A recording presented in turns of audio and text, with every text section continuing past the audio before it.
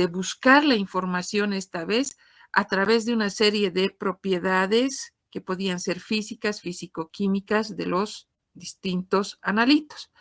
Pero estas propiedades no eran reconocidas, no eran comprendidas, no eran identificadas y menos iban a ser cuantificadas por nosotros, los operadores. Es por eso que se requiere necesariamente la presencia de un instrumento. Y generalmente estas técnicas instrumentales, ¿qué es lo que van a hacer? Van a conseguir la información a partir de esas propiedades, a partir de una señal que pueda emitirse empleando necesariamente un instrumento. Y esa señal, ¿de dónde o cómo va a surgir? Con la ayuda de un estímulo. Sabíamos que necesariamente debía intervenir un estímulo. Y ese estímulo, ¿quién era? ¿De qué se trataba? No era más que la radiación electromagnética.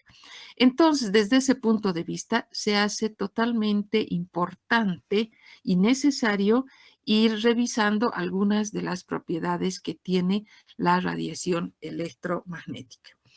Dentro de este nuestro tema, nosotros vamos a ver una pequeña etapa, diríamos, relacionada, un primer capítulo relacionado con una introducción, y después vamos a ir viendo lo referente a las propiedades en sí de la radiación electromagnética y finalmente la interacción de esta con la materia. Ya, como se dice, ingresando a lo que es nuestra materia dentro la descripción, el desarrollo de las diferentes técnicas. Cuando hablamos entonces de la radiación electromagnética, vamos a hablar un poco de su importancia, ya que constituye en este momento la materia prima para estudiar los diversos fenómenos que pueden presentarse en el universo. Los podríamos realizar a partir de la radiación electromagnética.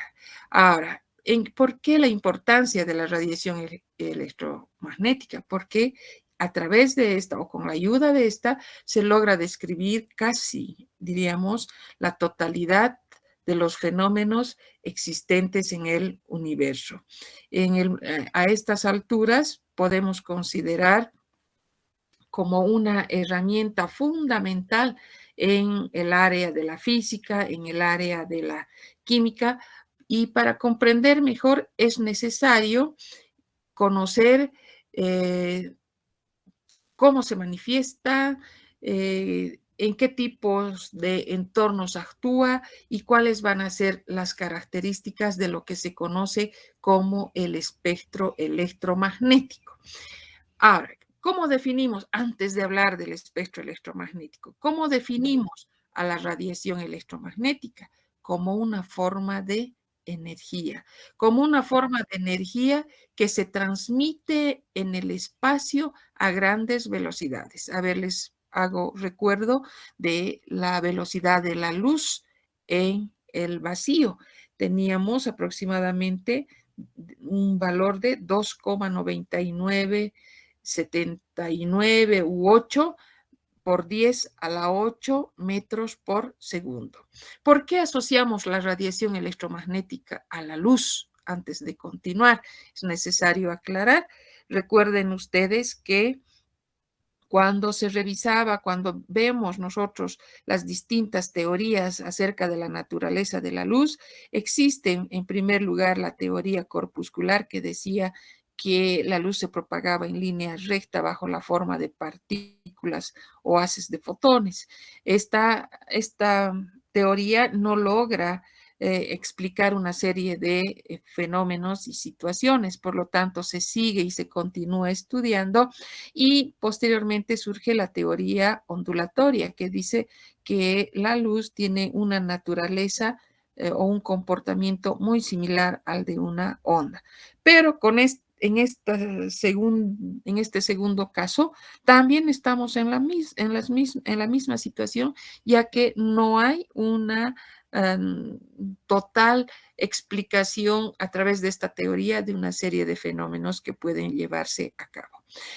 Posteriormente siguen los estudios y finalmente aparece la definición del haz luminoso como una forma de energía denominado como radiación electromagnética, que es la que ahora nosotros la vamos a estudiar, la estamos viendo y podemos decir que hemos partido de una forma de energía. Es la definición más básica que puede haber sobre la radiación electromagnética. Una forma de energía que obviamente, hasta donde hemos visto, se transmite a grandes velocidades en el espacio. Y ojo, va a adoptar muchas formas. Ahí vamos, siendo las más importantes la luz y el calor radiante. Esas son sus manifestaciones más frecuentes, más comunes, más conocidas de la radiación electromagnética. Y tal vez inicialmente, hace mucho tiempo, cuando recién surge este concepto, es que se pensaba que la radiación electromagnética simplemente comprendía lo que es ahora la región del visible, aquello que el ojo humano podía observar. Y no es así. Sabemos que la radiación electromagnética tiene otras formas de manifestación. Serán menos frecuentes, pero son también radiaciones electromagnéticas cuando nos referimos a las radiaciones gamma, cuando nos referimos a los rayos X, cuando nos referimos a la región del ultravioleta, a la región de los microondas y finalmente a las radiofrecuencias. Todas estas son formas de manifestación de la energía. Y se van a diferenciar en el momento de cuantificar su energía. Se van a diferenciar cuando nos vayamos a referir a su longitud de onda, al lugar y el tipo donde puedan actuar y donde puedan originarse. Ahora, muchas de estas propiedades de la radiación electromagnética se las van a ir a describir, se las van a ir a conocer como con el modelo clásico de onda sinusoidal y de partícula y que va a utilizar los parámetros que vamos a ver a continuación. Entonces, cuando nosotros hablamos de la manifestación de la radiación electromagnética, tenemos que referirnos a que no solamente comprende esa parte del visible que nosotros inicialmente habíamos manifestado cuando Broglie nos decía que era una forma de energía que compartía ambas teorías, tanto la corpuscular como la ondulatoria, de tal manera que al ser complementarias podíamos encontrar explicación a una serie de fenómenos. A diferencia del sonido, la radiación electromagnética no necesita un medio de soporte para poder ser transmitida, porque esta se propaga en el vacío, ya hemos manifestado. Como iremos explicando en el siguiente punto, veremos su comportamiento ondulatorio, veremos su comportamiento corpuscular y podremos de esta manera llegar a comprender una serie de fenómenos relacionados con la absorción, con la emisión de energía y para esto tenemos que referirnos a todas sus propiedades y considerar además lo que es el espectro electromagnético. Para comprender bien el espectro electromagnético que nos vamos a referir inicialmente, es bueno que nosotros dejemos claro que la radiación electromagnética tiene manifestaciones diversas, unas serán más conocidas que otras, pero todos tienen la misma como se dice, la misma naturaleza de onda y de partícula y van a constituir lo que se conoce como el espectro electromagnético. Ahora, este espectro electromagnético va a abarcar un intervalo bastante grande de longitudes de onda como de frecuencias. Aquí nosotros tenemos, por ejemplo, los rayos gamma, los rayos X, los ultravioleta, la región del visible, el infrarrojo, la región del microondas, las ondas de radio y las ondas de radio largas. Si nos referimos exclusivamente acá a la región del visible, que ocupa una fracción bastante pequeña frente al resto del espectro electromagnético, vamos a ver que desde el violeta, el azul, el verde, el amarillo, el naranja, el rojo, comprenden los distintos colores del espectro de la región del visible que cuando dejamos descomponer al atravesar un prisma, podemos encontrar que cada una de estas manifestaciones de color se va a caracterizar por tener una determinada longitud de onda.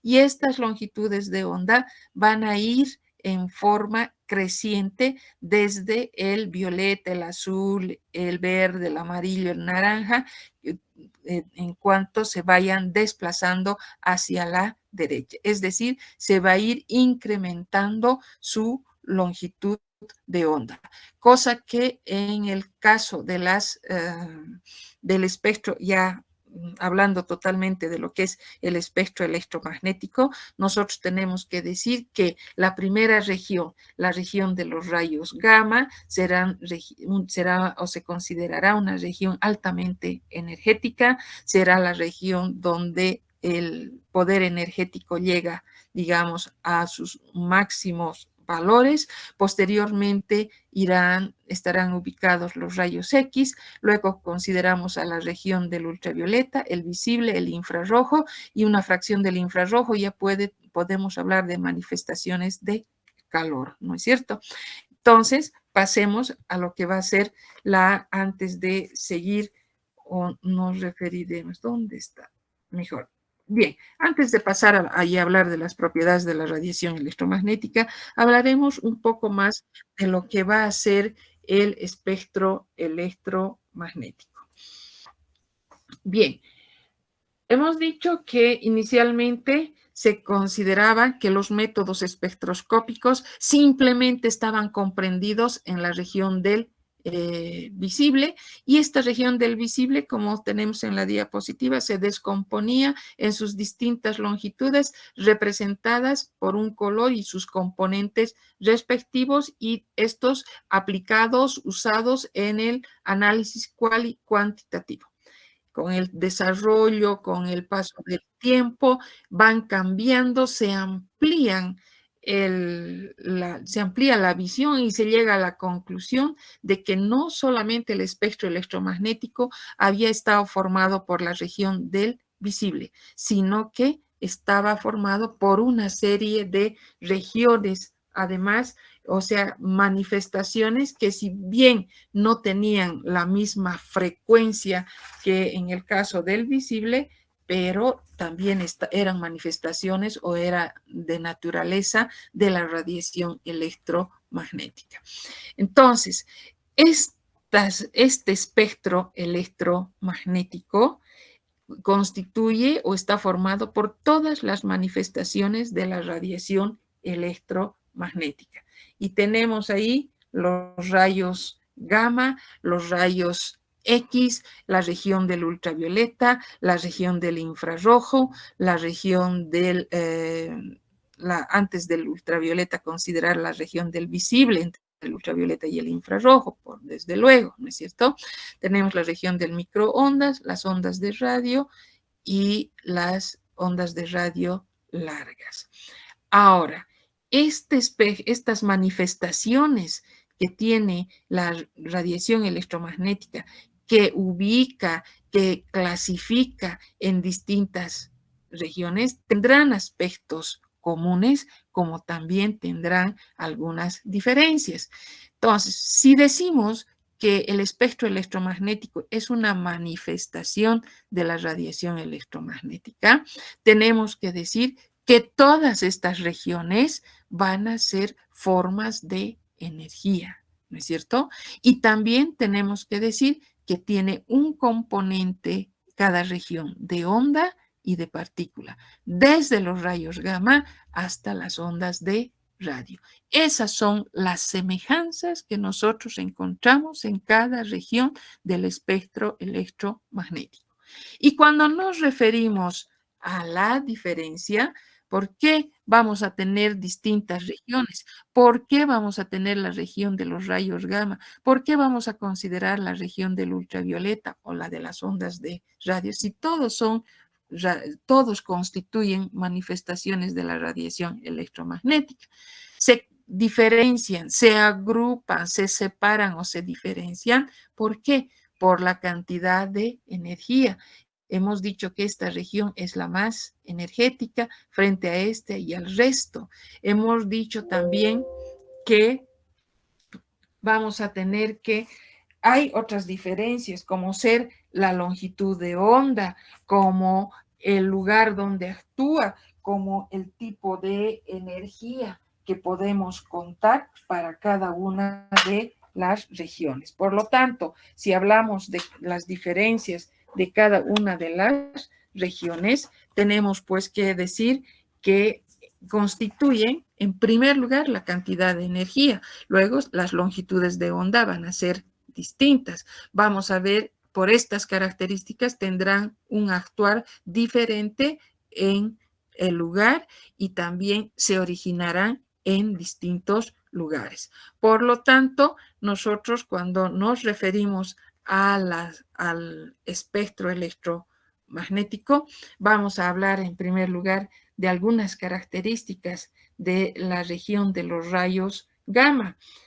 Estos están relacionados con todo lo que se refiere a la actividad nuclear, es decir, los fenómenos de fisión nuclear. Estamos hablando de la radioactividad. Es una zona donde la radiación tiene un gran poder penetrante por las características, es decir, que va a tener la capacidad de pasar blindajes de muchos metros de plomo y al ser altamente energética, vamos a decir que junto con la de los rayos X, que también es energética, que su poder energético es elevado, pero no tanto como la primera, ambas constituyen unas o dan lugar a dos regiones bastante ionizantes, porque originan radiaciones ionizantes, vuelven iónico, es decir, al aire por donde van a lograr pasar.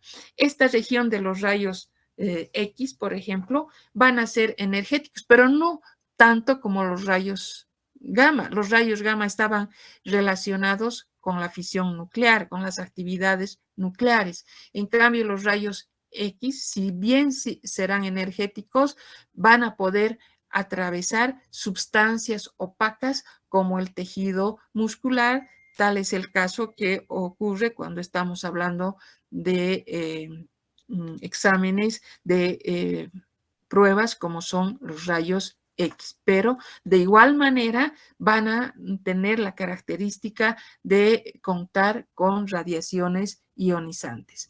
Luego vamos a tener a la región del ultravioleta, que será energéticamente inferior a la de los rayos X, pero mayor a la de la región del visible. ¿Qué ocurre o cuál es la característica fundamental de la región del visible? Tiene la característica de que, como su nombre dice, esta región es percibida por el ojo humano, es decir, admite una serie de cambios energéticos también.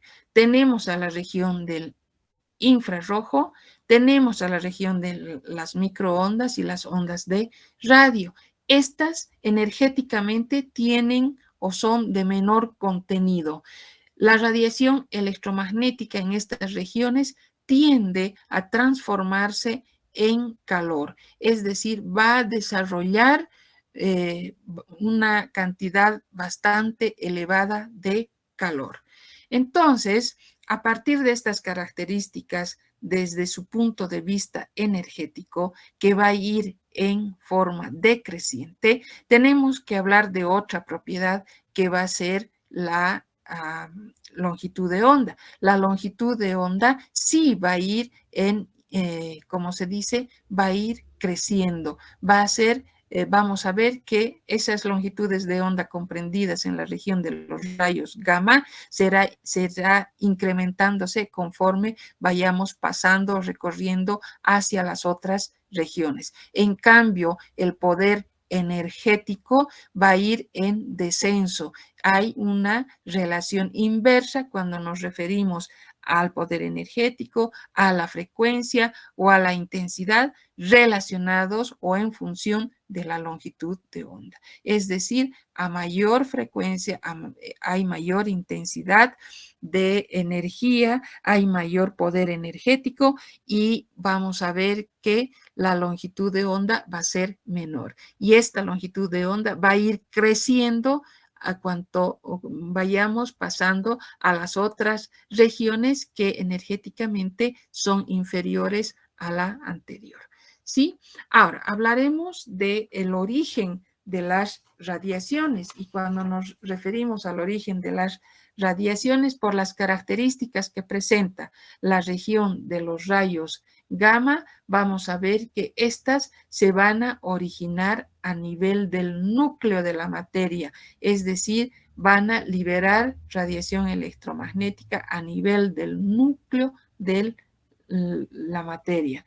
Los rayos X, por su parte, van a originarse a nivel de los electrones internos. Ojo, y luego tenemos la región del ultravioleta y del visible, que estas van a producir por las reacciones de los electrones de valencia, es decir, a los electrones externos.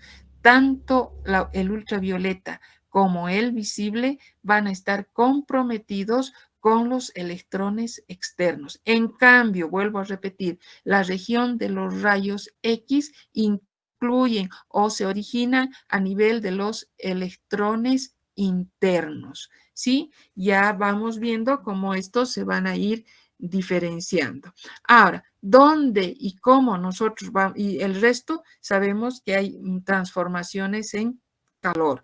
Cuando nosotros hablamos, por ejemplo, dónde van a actuar estos rayos, los rayos gamma que están comprometidos con el núcleo van a afectar, van a modificar, van a producir cambios a nivel del núcleo, por eso decimos están relacionados con lo que es la fisión nuclear. Se presentan a través de los bombardeos en el núcleo. En cambio, los rayos X, ¿a quién van a afectar? ¿De qué manera van a actuar? Se producen y actúan, afectan a aquellos electrones internos que encontramos en la materia.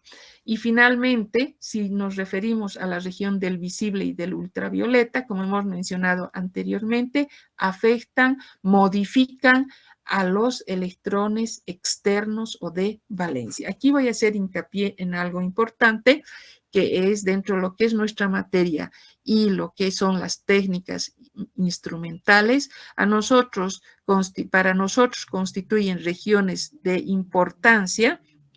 En primer lugar, la región del visible, la región del ultravioleta y una fracción de lo que es el infrarrojo. Hay otra, vamos a encontrar acá está. Cuando hablamos del espectro electromagnético, tenemos entonces la región del ultravioleta, la región del visible y el infrarrojo, que comprende tres regiones. Es la región del infrarrojo cercano, la región del medio y el térmico. Nosotros, para nuestras técnicas instrumentales, tomamos el cercano infrarrojo. Y estas van a ser las tres regiones en las que muchas de nuestras técnicas van a tener, digamos, su desenvolvimiento tomando en cuenta las características de estas regiones. Pasemos entonces ahora a hablar de las propiedades que tengan la radiación electromagnética. Cuando nosotros hablamos de la radiación electromagnética y la vamos a considerar como onda y como partícula, vamos a ver acá que hemos dicho que son, o se la considera la radiación electromagnética como una forma de energía que es transmitida en el espacio a grandes velocidades. Hemos dicho que la manifestación más común va a ser la luz, y la luz tiene pues la forma de manifestarse o de propagarse en el vacío a una velocidad de 2,9979 u 80 por 10 a la 8 metros sobre segundos.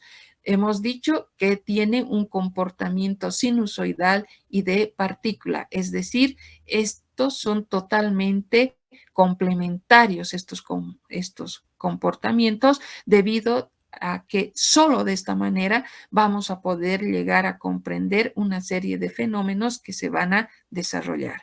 Y dentro de los componentes fundamentales de la radiación electromagnética, nosotros vamos a mencionar dos situaciones. En primer lugar, un campo eléctrico, y en segundo lugar, un campo magnético.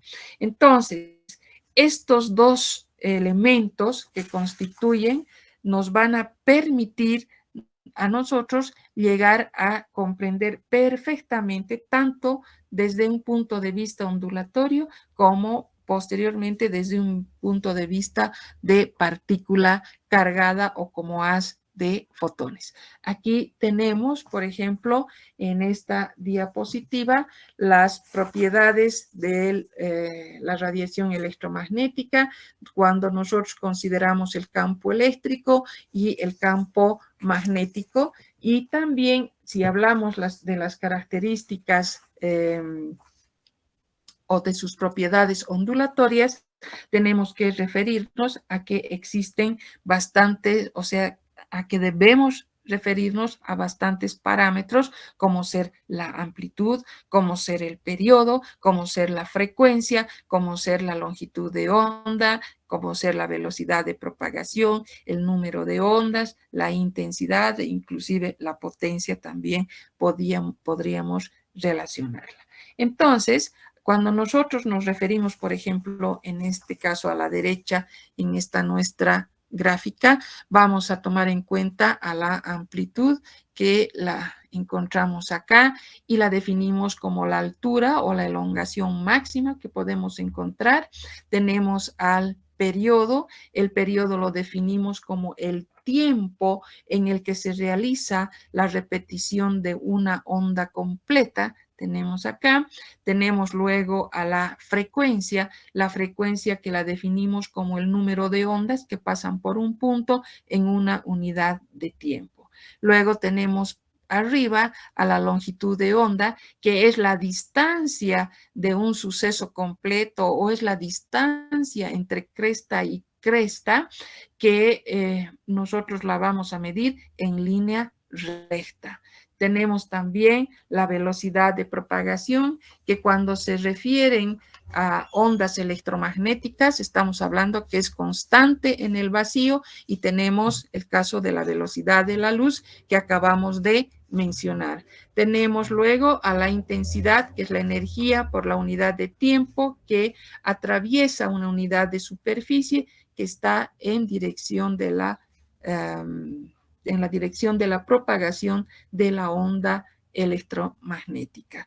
Pasamos ahora, una vez que ya nos hemos referido a las características del espectro electromagnético y hemos visto cuál es diríamos, la secuencia que existe entre algunos de los parámetros, y hemos visto cómo el poder energético va a ir en forma decreciente desde los rayos gamma hasta las ondas de radio, y vamos a ver que la longitud de onda sentido contrario va a ir incrementándose conforme va haciendo su recorrido o pasando a otras regiones hasta llegar a las ondas de radio. Eso en cuanto se refiere a las, diríamos, características del espectro electromagnético, ¿no? Aquí está y hemos mencionado algo que debe quedar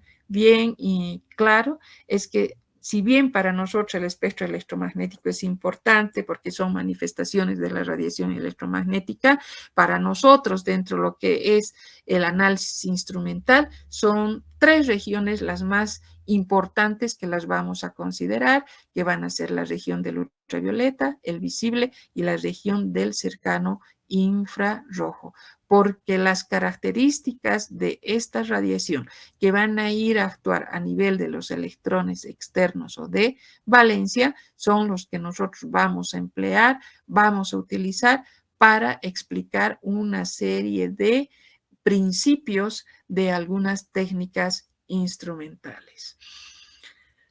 Bien, pasamos entonces a hablar de algunos fenómenos relacionados con la radiación. Y en primer lugar vamos a hablar de la transmisión. ¿A qué se refiere la transmisión? La transmisión de la radiación se va a llevar a cabo cuando estemos frente a la radiación electromagnética y ésta tenga que atravesar algún tipo de sustancias. Estas sustancias necesariamente tendrán que ser transparentes a la radiación visible, a la radiación ultravioleta y aquella que esté incluida en el cercano infrarrojo. Si nosotros estaríamos frente a una sustancia que no sea transparente, por lo tanto tampoco se llevará a cabo o se procederá a la transmisión de radiación. Una condición entonces es que sean o se trate de una sustancia transparente. ¿Qué ocurre cuando pasa la radiación electromagnética por la materia o a través de la materia? Sabemos, hemos visto inicialmente que cuando la luz, o sea, nuestro ejemplo siempre va a ser la luz, ¿no es cierto? Cuando la luz se encuentra en el vacío, tiene una velocidad constante en el vacío. Pero si ya va a pasar el aire y más aún si nosotros estamos hablando que vaya a atravesar la materia, esta velocidad ya no va a ser la misma. Esta velocidad va a disminuir comparada con la del vacío. Entonces, ¿qué es lo que ocurre? Se produce una cesión momentánea hacia la materia. Es una cesión fugaz que va a durar aproximadamente entre 10 a la menos 14 a 10 a la menos 15. Es decir, cuando nosotros hablamos de un estado de polarización de la radiación, ¿qué quiere decir esto? Implica que se presenta una deformación temporal de las nubes electrónicas que están asociados con los átomos o las moléculas a causa o por origen o tiene el origen del campo electromagnético. Entonces, ¿qué ocurre? Una vez que la radiación ha logrado atravesar este medio, es decir, esta materia cuya composición, cuya naturaleza, cuya estructura va a ser distinta, al salir la radiación de la materia, la radiación electromagnética tiene o adquiere una velocidad diferente. Es decir, cada tipo de materia, cada estructura, cada naturaleza de la materia por la que va a atravesar la radiación va a dar lugar a distintas velocidades que se las van a interpretar en función de la naturaleza electrónica, como les decía, del medio por el que pasan, es decir, distinto será distinta será la velocidad si estamos hablando, por decirles, o contamos con la presencia de enlaces simples, de dobles enlaces, de triples enlaces. Vamos a ver que el paso, dependiendo la dificultad del medio, también va a ser más pesado, va a ser más dificultoso este paso y también obviamente va a significar un mayor frenado. Entonces, lo que nosotros mencionábamos, que es muy importante en el caso de la transmisión, que en primer lugar se traten de sustancias transparentes y que la velocidad va a depender de la naturaleza del medio por el que logre atravesar. Hablamos de la reflexión, otro fenómeno que es necesario que lo recordemos, porque seguramente ya lo hemos visto anteriormente, y vamos a hablar de la reflexión desde un punto de vista que contamos con es un fenómeno en el que un rayo incidente va a chocar con una superficie que puede ser regular, también puede ser irregular y va a originar a un rayo reflejado, es decir, este rayo incidente al chocar en esta superficie va a volver al medio del cual proviene a través de un rayo reflejado, un fenómeno también que es importante.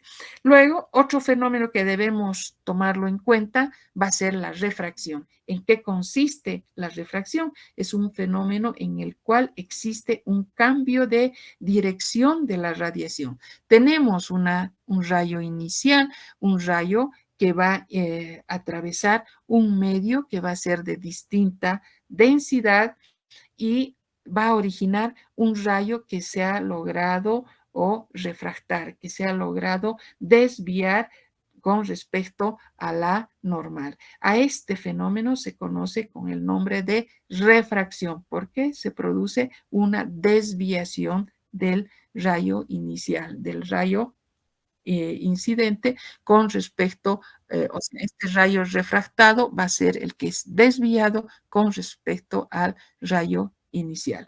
Y podemos hablar del índice de refracción, antes de hablar de la difracción, hablaremos del índice de refracción que se conoce a la relación que existe entre la velocidad de la radiación en el vacío con la velocidad en el medio del material por el que va a atravesar. Entonces, esa relación que existe entre ambas velocidades nos va a dar lugar al índice de refracción, que obviamente va a variar de acuerdo al estado en que se encuentren, ya sean medios sólidos, ya sean medios gaseosos. Eso en cuanto a la refracción. Ahora hablaremos de otra propiedad también de la radiación electromagnética cuando tomamos en cuenta su propiedad ondulatoria. Y es el fenómeno de la difracción. Recordemos que la difracción consiste ¿en qué? En que un haz paralelo, cuando se encuentra o cuando pasa por un obstáculo puntiagudo o por una abertura que es bastante estrecha, va a sufrir una desviación, va a sufrir un cambio en la dirección de propagación. Este haz paralelo encuentra esta abertura e inmediatamente va a dar lugar a un cambio en la propagación, va a dar lugar a que estas radiaciones se vayan curveando. Y esta difracción, esta desviación que se origina va a ser mayor cuando el espacio en la abertura sea más restringido. Y nosotros podríamos decir que el fenómeno de la difracción será más notorio cuando la anchura de la rendija, cuando diríamos, la abertura sea más pequeña, el fenómeno será mucho más pronunciado. Es decir, acá se toma en cuenta el tamaño del orificio, porque si el orificio es más grande, el fenómeno de la difracción, cambio en la dirección de propagación que se presenta cuando se curvea, como estamos diciendo, va a ser poco perceptible. Y en otras palabras, si la longitud de onda y la abertura de la rendija son del mismo orden de magnitud, la difracción será mucho más intensa y en este caso la rendija se comporta, como podemos ver, como el origen de una nueva fuente de difracción. Entonces, en este caso tenemos, por ejemplo, la rendija B y la rendija C que van a originar a la formación de nuevas desviaciones y de esta manera podríamos llegar a considerar que la difracción que se presenta será para poder conseguir una difracción será necesario que las ondas electromagnéticas se vayan a desplazar desde sus rendijas hacia cualquier otro punto de la pantalla, es decir, que se encuentren y que sean que tengan una diferencia de fase, que sean bien definidas y que se encuentren o que estén totalmente, sean constantes con el tiempo. Y esto ocurre en el caso de esta abertura B y en el caso de la abertura C, de tal manera que estaríamos mencionando que se tratan de que ambas van a ser van a ser coherentes y van a, diríamos, responder al principio de la coherencia, donde el principio de la coherencia o las condiciones para la coherencia van a ser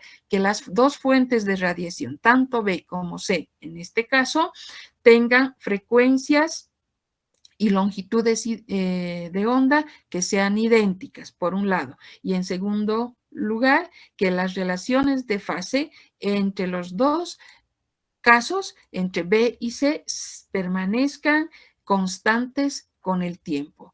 Eso dentro de lo que es la propiedad ondulatoria de la radiación electromagnética, como va a ser la difracción. En el caso ahora de referirnos a la superposición de ondas, ¿qué son o a qué se refiere la superposición de ondas? Este principio de la superposición de ondas establece lo siguiente. Cuando dos ondas atraviesan la misma región del espacio, llega un momento en que se produce un desplazamiento que puede ser de dos maneras. Es decir, tengo dos ondas y se encuentran ubicadas las dos separadas a la misma distancia y van a llegar a un punto común. Entonces, al llegar a este punto, cuando nos referimos a la interferencia constructiva, vamos a ver que van a formar una onda resultante que va a tener va a coincidir, diríamos, tanto en sus crestas como en sus valles. Por lo tanto, van a originar una onda resultante de la sumatoria de ambas ondas. Entonces, de tal manera que esta nueva onda o este resultado, vamos a ver que es, diríamos, o que proviene de aquellas ondas que han tenido una frecuencia idéntica. Podrán tener alguna ligera diferencia en su amplitud, pero van a originar una onda que va a tener o que va a originar una amplitud máxima. Están, diríamos, en una diferencia de fases de 0 grados o de 360 grados, dando de esta manera una onda muy distinta a cada una de las que teníamos por separadas y que van a originar mayor nitidez, mayor claridad, mayor brillantez. En cambio, el fenómeno opuesto se va a presentar cuando estemos hablando de un fenómeno de superposición de ondas también, cuando tenemos a las dos ondas que se encuentran en el espacio y el momento de ocupar el punto de intersección, si no están en fase, si tienen una diferencia de 180 grados, vamos a ver que el momento en que llegan al punto común, se van a encontrar desfasados tanto de sus campos eléctricos, magnéticos, y como consecuencia se van a anular. En otras palabras, en este caso, vamos a ver que se encuentran en opuestas, es decir, no llegan a coincidir, no están en fase y como consecuencia van a ser anuladas. Este proceso o principio de la superposición de ondas que origina la interferencia constructiva como la interferencia sustractiva es muy importante o tiene un papel importante en el análisis instrumental porque a nivel de varios métodos instrumentales, en varias técnicas, se quedan, diríamos, o son tomados en cuenta cuando hablamos de alguno de los principios de funcionamiento de alguno de los componentes para poder ir, diríamos, seleccionando o separando algún tipo de longitudes de onda que no sean las correspondientes o que no sean las que tengan que emplearse definitivamente. En la diapositiva, por ejemplo, tenemos en el primer caso, cuando tenemos las dos ondas que se van a encontrar en fase, su diferencia de fase puede ser 0 grados, puede ser 360, alcanzan un punto común y estas se van a superponer una con la otra y originarán una onda resultante, como les decía, muy diferente a cada una por separado, sino resulta la sumatoria de ambas, una nueva onda, pero porque se ha producido la superposición de las mismas, donde había una coincidencia, por eso hablábamos de esa diferencia de fases de 0 a 360. En este caso no, en este caso las ondas están desfasadas, no coinciden, están opuestas, por lo tanto el punto común al que lleguen va a hacer que éstas lleguen a anularse definitivamente. ¿Sí? Bien, ahora nos vamos a referir a lo que es la dispersión. ¿A qué definimos o a qué conocemos como la dispersión? La variación en el índice de refracción de una sustancia con respecto a la longitud de onda o la frecuencia se la va a denominar o se la va a conocer con el nombre de dispersión, dispersión refractiva generalmente. Entonces, aquí en esta gráfica tenemos el índice de refracción y por otro lado vamos a tener la frecuencia. Y van a dar lugar o se van a originar a dos tipos de dispersiones. Una que va a ser la dispersión normal, en este caso, y en este otro vamos a tener un modelo de la dispersión anómala. ¿Qué ocurre, como podemos ver en la gráfica, cuando estamos frente a una dispersión normal? Hay un aumento gradual del índice de refracción conforme va aumentando la frecuencia o va disminuyendo o va a disminuir, perdón, la longitud o la longitud de onda. Si aumenta la frecuencia o disminuye la longitud de onda y aquí ustedes tranquilamente pueden observar. Pero ¿qué ocurre cuando estamos frente a una dispersión anómala? Aquí existe un intervalo totalmente brusco que se va a presentar si ustedes comparan cada una de estas situaciones y son los intervalos de frecuencia en las que los cambios que se observan son bruscos en con el índice de refracción. ¿Cuándo importan o por qué son tomados en cuenta estos aspectos de una dispersión normal o de una dispersión anómala?